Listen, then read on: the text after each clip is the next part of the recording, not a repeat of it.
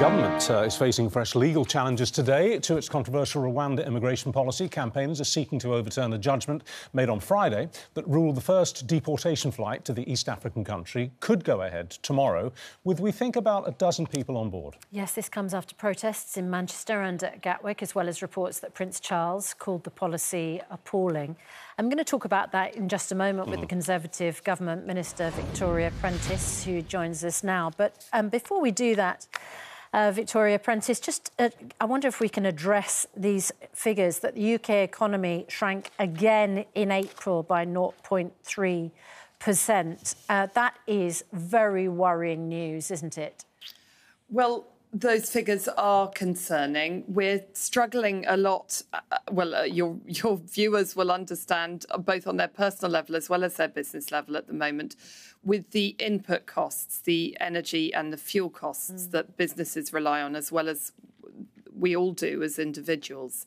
And that is making life difficult for everybody globally, but also in the UK. Yeah, and of course, we have falling output, we have rising inflation. These figures were worse than expected.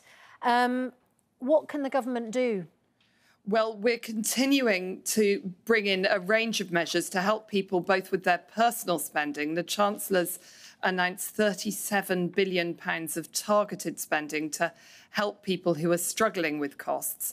And in business terms, we need to make sure that we have a complete range of measures targeted for each industry to enable them to deal with these rising costs, which are very problematic. Yeah, absolutely right. You launch a food strategy today. Now, the person who led the review into this, Henry Dimbleby, very disappointed. He'd said the cost of living crisis meant there was even more need for free school meals than when he produced his plan, which called for up to 1.5 million more children in England to receive free school meals. You're not going to do that, are you? Well, I would take issue with Henry's response to our strategy today. I speak to him very regularly and work with him very closely. And he told me that he was very pleased with the strategy. We've already implemented over half the recommendations that he's made. He's particularly pleased with the environmental measures and the measures to support we're talking British about the farming. Cost of living, inflation, family budgets and free school meals. Now, the recommendation was to extend free school meals to more families, to at least 1 million more families. The point is, you're not implementing that, are you? You can talk about environmental standards. That's not my question. OK, I'm absolutely happy to go wherever you want to go. But it was the fact that you were talking about Henry's response, which I was trying to reply to. I think it's important that we recognise that food is really important to all of us and that it cuts across government departments. So there are a range of measures in this strategy today to deal with the environmental matters I was talking about. But obviously other government departments will need to deal with the school meals side of the equation and also the health side of the equation, which Henry is also very interested in. On school meals, which you were asking me about specifically, I work very closely with the Department for Education and the Children's Minister on how best to spend the resources we've got in order to help those who are really struggling with the cost of living. During the pandemic, we found that targeted help to families who are really struggling with food poverty was what worked best. So the government has put in place various measures to make sure that that money reaches those that need it. As you'll remember, during the pandemic, the government gave an uplift of universal credit of £20 a week, which worked out at just £1,000 a year. You took that away, and you are not extending free school meals to families on universal credit.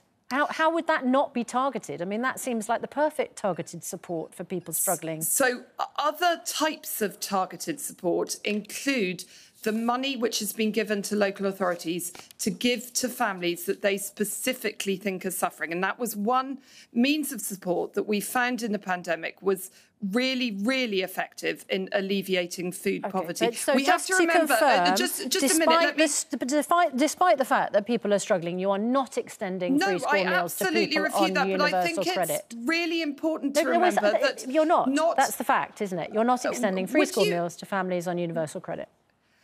Would you let me say, please, that it's really important to remember that those who struggle with food poverty at the moment are not just those with children. This is a really complex issue.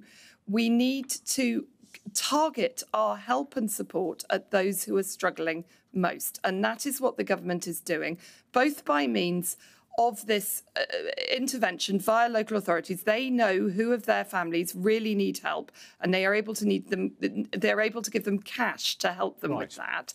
But also by means of, for example, the holiday action funds, which we set up during the course of the pandemic, really successful because they get money to children who really need it in the holidays to enable them to eat a healthy universal diet. credit don't really need the help of having free school meals? I'm not at all saying that, Susanna. So what I am saying is that some families on universal credit. Some families on universal credit need help more than others. So what is important is that we make sure that the money we have, which is why they're on universal credit. Universal credit has been a good benefit. It's been a successful benefit in getting help to those who need it most. It has a very wide range. And what I'm keen to do as Food Minister, working across government with other ministers who really worry about food poverty, is to get the help to those who are really struggling with food poverty. That's poverty that's often caused by other factors. For example, the cost of housing or the cost of bills. But we need to make sure that those who are struggling to afford food can do so. And that's what the government is doing. You've made that clear. Listen, let's change topics now. I mean, this policy to fly refugees to Rwanda seems not to fly, literally. You're under basically 3 lines of assault on this today. You've got a challenge to Friday's court ruling, which said you could go ahead. That's being challenged. You've got up to 30 individual challenges from people that you want to put on the plane tomorrow, and that's going to be going through the courts today. And you've got Prince Charles at the weekend saying he thinks it's an absolutely dreadful idea. So you're fighting the war on 3 fronts. First and foremost, do you think this flight's going to leave tomorrow? I don't know. I suspect that it will. It'll be interesting to see what the Court of Appeal said. The High Court, of course, found in the government's favour last week.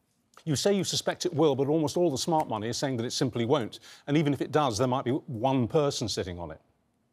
Well, you asked me for an opinion and I gave it. We'll have to wait and see what the Court of Appeal says today. What I do think we need to remember is that the evil that this policy is designed to address is the really inhuman people trafficking that goes on in small boats over the Channel and other seas, where people are dying, literally, because of an inhumane smuggling trade which needs to be stopped. This policy is one part of the suite of measures available to the Home Office to try to persuade people not to use that method of transport. But you see, the thing is that most people, I would have thought everybody, would agree with the first part of what you've just said, that this inhuman trafficking of people across the English Channel is insupportable and has to be stopped.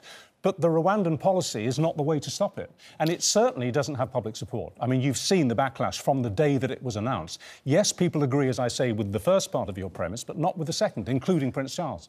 Well, I think almost everybody agrees that we have to do everything we can to stop this trade in people. Absolutely, yes, I agree with you.